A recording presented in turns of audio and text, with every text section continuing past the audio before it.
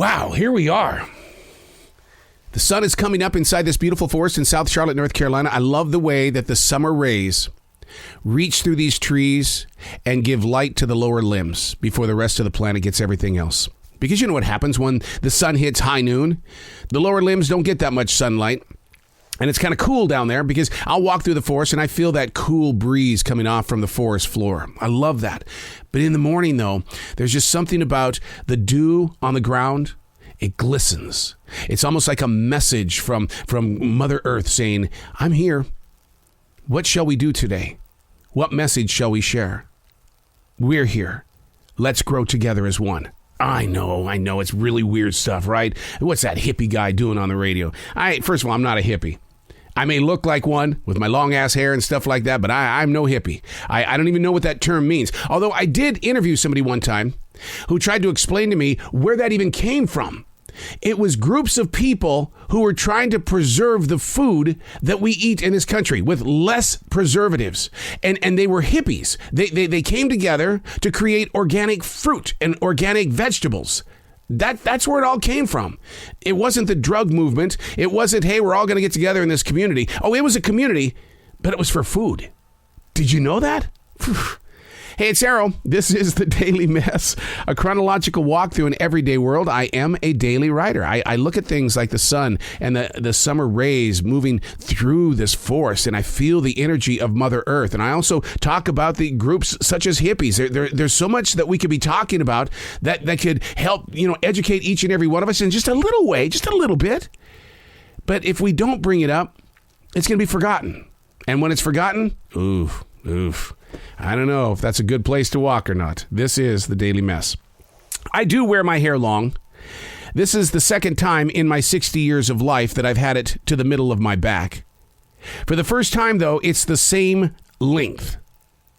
No mullet, no hair color. It's all 100% natural me. Just a smidge of gray streaks right here in the front. But other than that, it's long, dark, and rock and roll. But I don't know why I said rock and roll, because it has nothing to do with music. Absolutely nothing to do with music. I call it my COVID-19 protest. There I was, man. March of 2020. During the lockdown. Oh, I was in the mood to protest. I said, I'm going to let my hair grow. I'm not going to cut it off my face, and I'm not going to cut it off my head. Well, that facial protest didn't last very long. Yet I keep the hair on my head pretty long.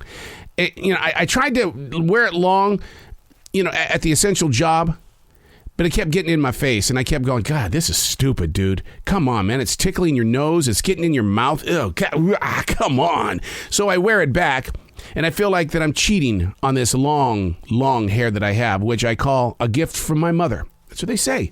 Your hair is from your mother. And so I lost my mother a few months ago, and maybe that's why I wear my hair long. Because it's a gift from my mother. And with me every day is such a gift. Now Samson in the Bible found strength with his long hair. And I get that. Because I feel more confident and more outgoing because of my long hair.